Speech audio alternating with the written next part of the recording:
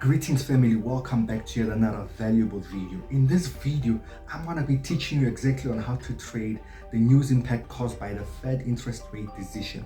Now, just before we jump into the strategy, let's create a distinction to create clarity here.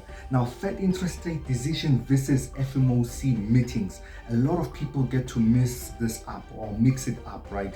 The first one there, it talks about having a meeting discussing what had happened prior. So discussing the Fed interest rate decision, what they meant by cutting it or keeping it the same or changing it.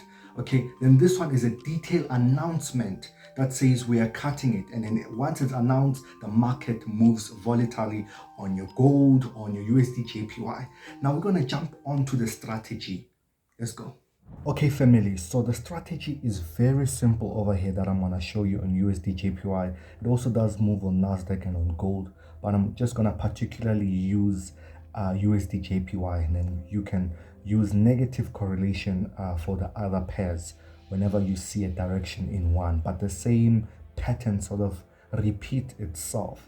Now, there are three types of news impacts, okay? Three types of news impacts before I show you so we can create understanding here. There's what we call trend following news impact. That means when the news comes out, it's just going to be basically following the trend. Then we've got what we call pullback news, okay? Pullback or reversal news, where the market was in a downtrend and instead of continuing to sell, it pulls back. It does what the market was supposed to do technically. So it becomes a pullback news to a certain level. Then technically the market sort of continues to sell. Then we have what we call whipsaw news. Now whipsaw news are news that would come in and do something like this. Okay, where it will go up and down in a split of a second.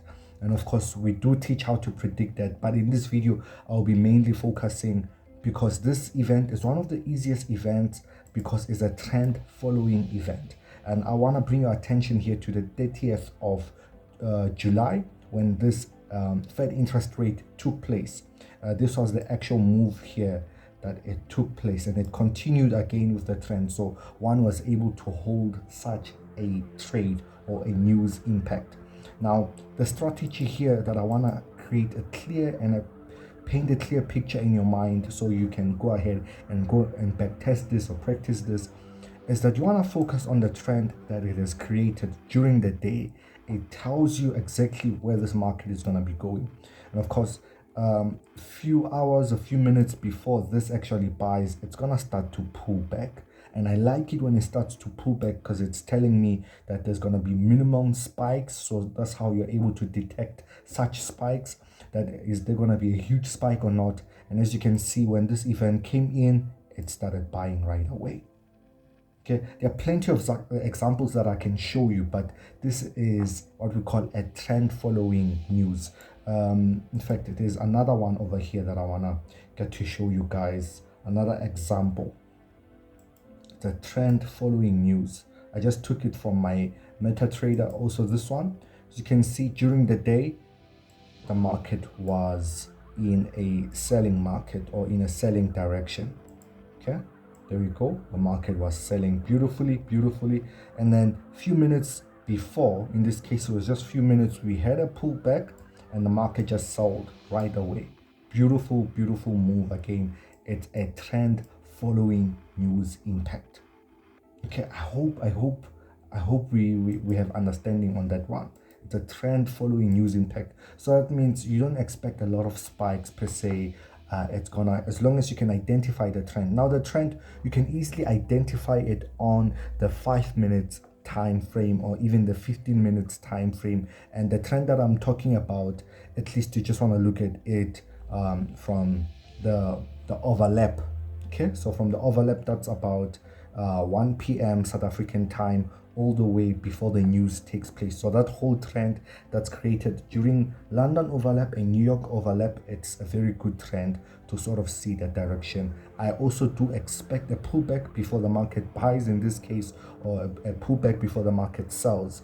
Okay, and of course many people would be asking, what broker can I use? And I've been emphasizing on this broker, Vantage Markets. It's one broker that I've been trading news with a lot, and I can really emphasize, if you've never traded with any other broker where they would freeze your markets or off codes. This one is the OG of news trading, and I would recommend this broker for you. You can use the link in the description of this video to actually trade this news on there.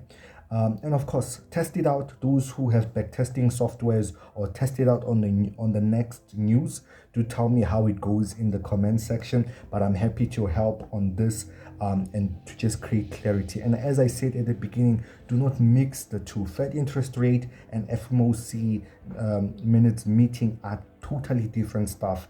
So as I'm recording, this is going to be aired on the 20th of August, where there's going to be an FOMC minutes. People are going to be trying to trade that. It's not going to move the market.